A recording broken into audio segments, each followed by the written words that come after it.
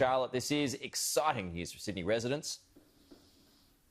It certainly is, Pete. It was on December 21st that Queensland barred Sydney residents from entering the Sunshine State. That was when the Avalon cluster broke out just before Christmas.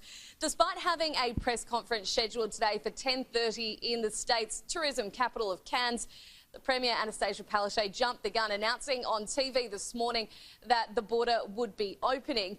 506,000 full-time tourism employees have lost their jobs throughout this pandemic, and around $7 billion was lost in that sector alone in January. So this is going to be welcome news for that sector. It's a great time for families to be reunited, but also for people to plan their holidays. And I'm here in Cairns at the moment. I met with tourism operators yesterday. They're really feeling it at the moment. They had a good Christmas, but now kids are back to school.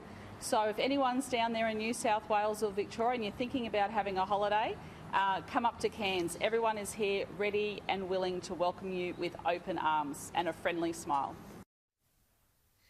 The New South Wales Premier, Gladys Berejiklian, we've found out this morning while live on air on Bedfordham, despite not being given a heads up from her Queensland counterpart, she was pleased with the news.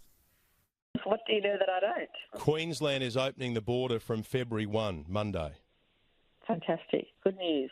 And I hope that means a lot of families who were hoping to get together over Christmas and New Year weren't able to. So I hope this brings a lot of joy and relief to people and that people are reunited, and that's my wish for them.